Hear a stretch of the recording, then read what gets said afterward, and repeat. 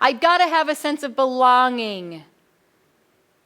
If you don't have a sense of belonging, you run the risk of either pulling away from society or trying to find that sense of belonging in any way that you can.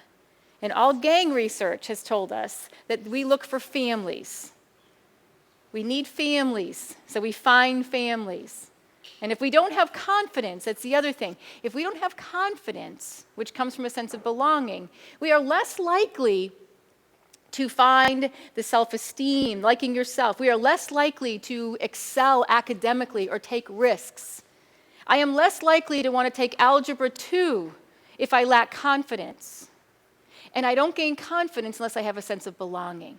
Nobody in here takes a risk in an environment where they don't feel they have a sense of belonging. Thanks for watching, and I hope you found this video helpful.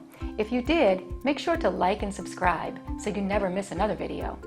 I speak and consult on school behavior, and I love to help districts solve some of these problems.